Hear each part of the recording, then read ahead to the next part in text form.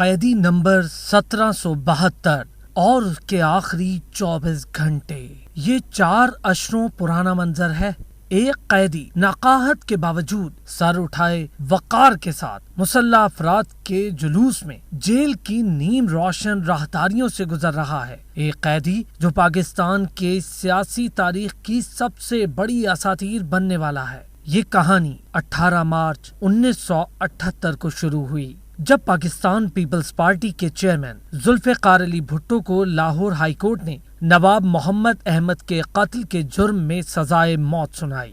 یوں ملک کے سابق وزیر خارجہ، سابق صدر اور سابق وزیر اعظم نے کوٹ لکھپت جیل کے قیدی نمبر 1772 کی حیثیت اختیار کر لی۔ کون جانتا تھا کہ نواب محمد احمد کا قتل پاکستان کی سیاسی تاریخ کو ہمیشہ کے لیے بدل کے رکھ دے گا۔ یہ واقعہ 11 نومبر 1974 کو لاہور میں پیش آیا۔ نواب محمد احمد رضا قصوری کے والد تھے۔ وہ بھٹو کے ناقد بھی تصور کیے جاتے تھے۔ پیپلز پارٹی کے دور حکومت میں یہ کیس سرد خانے میں پڑا رہا، مگر 5 جولائی 1977 کو مارشل لا نافذ ہوا تو اس کیس میں جان پڑ گئی۔ 3 ستمبر کو معزول وزیر اعظم کو رات کے اندھیرے میں 70 کلفٹن سے گرفتار کیا گیا۔ اکتوبر 1977 میں یہ کیس لوور کورٹ کی بجائے ہائی کورٹ پہنچ گیا اور اس میں ذوالفقار علی بھٹو کو پھانسی کی سزا ہوئی۔ بے رحم وقت نے پاکستان کے طاقتور ترین شخص کو مصائب کے منجدھار میں لا چھوڑا۔ بھٹو نے قانونی جنگ لڑنے کا فیصلہ کیا۔ جب سزائے موت کے خلاف سپریم کورٹ میں اپیل دائر کی گئی تو بھٹو کو کوٹ لکھپت جیل لاہور سے پنڈی جیل منتقل کر دیا گیا، اور یہی وہ جگہ تھی جہاں وہ اپنی زندگی کے آخری 323 دن گزارنے والے تھے۔ پنڈی جیل کی پراسرار سرگرمیاں۔ پنڈی جیل میں ایک اہم قیدی آنے والا تھا جس کے لیے خصوصی انتظامات کیے جا رہے تھے۔ کوٹریوں کے کچے فرش کو کھود کر لوہے اور کنکریٹ کا مضبوط فرش بنایا گیا تاکہ سرنگ کھودنے کا خدشہ ہی نہ رہے۔ چھت توڑ کر فرار کا امکان ختم کرنے کے لیے آہنی چھت بنا دی گئی۔ بھٹو کے سیل میں جاسوسی کے آلات نصب تھے اور جیل کی سیکیورٹی پر فوجی جوان تعینات تھے۔ 16 مئی 1978 کی رات پنڈی جیل کی سیکیورٹی پر مامور کرنل رفیع الدین کو پیغام ملتا ہے کہ اگلی صبح 5 بجے دھمیال ایئر بیس پر صوفہ سیٹ وصول کریں۔ اشارہ ملک کے سابق وزیر اعظم کی سمت تھا۔ اگلی صبح جب ذوالفقار علی بھٹو ہیلی کاپٹر سے باہر آئے تو ایک صدمہ ان کا منتظر تھا۔ انہیں ایئر بیس سے جیل لے جانے کے لیے قیدیوں کی وین کا انتظار کیا گیا تھا۔ تب بھٹو نے غصے میں کہا، تمہیں شرم آنی چاہیے، کیا اس سے بہتر گاڑی کا بندوبست نہیں ہو سکتا تھا؟ شاید ذوالفقار علی بھٹو اب بھی خود کو وزیر اعظم سمجھ رہے تھے، عوام کا منتخب نمائندہ، ہر دل عزیز لیڈر، اور ایسا کہ وہ 3 اپریل کی شام تک سمجھنے والا تھا۔ انہیں لگتا تھا یہ مقدمہ فقط ایک سیاسی سٹنٹ ہے۔ وہ یقین سے کہا کرتے تھے کہ میرے سر کی قیمت پاکستان ہے، مگر وہ غلط تھے۔ 6 فروری 1979 کو پنڈی جیل کی بلند اور خاردار دیواریں عبور کر کے ایک غیر متوقع خبر ذوالفقار علی بھٹو تک پہنچی۔ سپریم کورٹ نے سابق وزیر اعظم کی اپیل مسترد کر دی تھی۔ بھٹو کی مشکلات میں مزید اضافہ ہونے والا تھا۔ 24 مارچ 1979 کو سپریم کورٹ میں نظر ثانی پٹیشن بھی نامنظور ہو گئی۔ اب بھٹو کو اپنے سوجے ہوئے مسوڑوں اور گرتی صحت کے ساتھ اپنے تاریک سیل میں موت کا انتظار کرنا تھا۔ یہی وہ جگہ تھی جہاں ایک طوفانی رات وہ اسٹریچر پر لیٹے پھانسی گھاٹ کی سمت جانے والے تھے۔ آخری صبح، آخری ملاقات، وہ 3 اپریل کی صبح تھی۔ سہالہ ریسٹ ہاؤس میں نظر بند بیگم نصرت بھٹو اور بے نظیر بھٹو کو اچانک 3 اپریل کی صبح ملاقات کی اطلاع دی جاتی ہے۔ گاڑی انہیں لے کر 11:15 پر جیل میں داخل ہوتی ہے۔ اس موقع پر جب بیگم بھٹو نے سپرنٹینڈنٹ پولیس یار محمد سے پوچھا کہ یہ ملاقات کس سلسلے میں ہے تو انہیں جواب دیا گیا کہ میڈم یہ آخری ملاقات ہے۔ ملاقات 11:30 بجے شروع ہوئی۔ بھٹو سیل کے اندر فرش پر بیٹھے تھے۔ سلاخوں کے ادھر ایک لوہے کی کرسی پر بیگم بھٹو موجود تھیں، بالکل خاموش، آنکھوں سے آنسو رواں تھے۔ بے نظیر بھٹو سیل کے سامنے فرش پہ بیٹھی ہوئی تھیں۔ باپ بیٹی کے درمیان آہنی سلاخیں حائل تھیں۔ ملاقات 2 بجے تک جاری رہی۔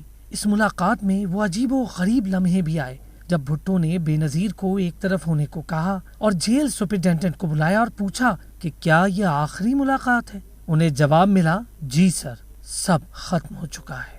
6 بج چکے تھے۔ ذوالفقار علی بھٹو اپنی 12 فٹ لمبی 7.5 فٹ چوڑی کوٹری میں زمین پر پڑے گدے پر دراز ہیں۔ Superintendent jail Yar Muhammad, security battalion commander lieutenant colonel Rafi Uddin, magistrate درجہ اول مسٹر بشیر احمد اور جیل ڈاکٹر صغیر حسین نے سیل میں آ کر انہیں بلیک وارنٹ پڑھ کر سنایا۔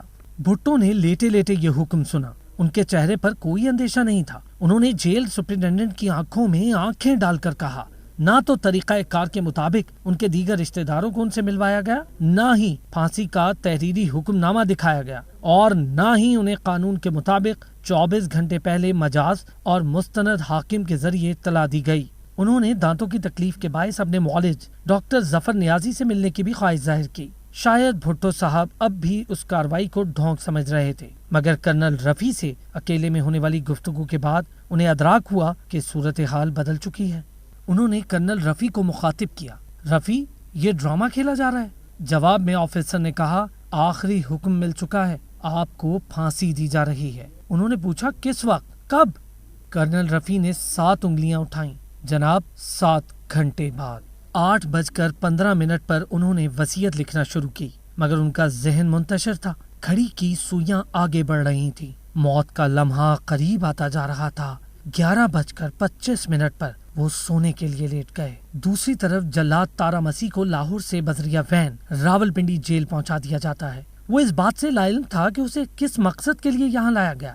راولپنڈی میں واقع مسجد مولانا غلام غوث ہزاروی کے خادم حیات محمد کو یہ کہہ کر ایک میت کو غسل دینا ہے، پولیس وین میں پورا شہر گھمانے کے بعد پنڈی جیل کی اس کوٹھڑی میں دھکیل دیا گیا جہاں تارا مسیح اگلے احکامات کا منتظر تھا۔ 1:10 پر آخر بھٹو خود گدے سے اٹھے۔ وقت ہو چکا تھا، گرم پانی موجود تھا، مگر انہوں نے نہانے سے انکار کر دیا۔ وہ رات تاریک تھی، جیل میں بارش ہوئی تھی اور آسمان پر گہرے بادل تھے۔ پھانسی گھاٹ کی سمت سفر، وہ ایک دل سوز منظر تھا۔ بھٹو پر نقاہت طاری تھی۔ جو شخص کل تک عالم اسلام کا اہم ترین رہنما تصور کیا جاتا تھا، اسے اسٹریچر پر پھانسی گھاٹ کی سمت لے جایا جا رہا تھا۔ مشقتی عبد الرحمان آنکھوں میں آنسو اور ہاتھ میں چائے کا کپ لیے سامنے کھڑا تھا۔ پھانسی گھاٹ 250 گز دور تھا۔ اس دوران مکمل خاموشی رہی، بس قدموں کی تھمک تھی۔ آخر وہ لمحہ آ گیا۔ ذوالفقار علی بھٹو بے تاثر چہرہ لیے دار پر کھڑے تھے۔ وہ اس موت سے چند لمحے دور تھے جو بھٹو کو دائمی زندگی بخشنے والی تھی۔ جان تو جانے والی تھی، مگر شان سلامت رہنی تھی۔ ہتھ کڑی کھول کر بھٹو کے ہاتھ پیچھے باندھ دیے گئے۔ تارا مسیح نے چہرے پر سیاہ ماسک چڑھایا۔ بھٹو نے کہا، فنش اٹ۔ 2:04 پر جلاد نے لیور دبایا۔ بھٹو ایک جھٹکے سے پھانسی کے کنویں میں جا گرے۔ ان کا جسم کچھ دیر دھیرے دھیرے ہلتا رہا اور پھر ساکت ہو گیا۔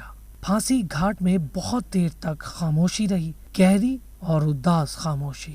بھٹو کی لاش اتارے جانے کے بعد کرنل رفیع نے SMLA سے وائرلیس سیٹ پر رابطہ کیا اور بلیک ہارس کہا۔ چند تجزیہ کاروں کا کہنا ہے کہ اس وقت جنرل ضیاء الحق بھی یہ پیغام سن رہے تھے۔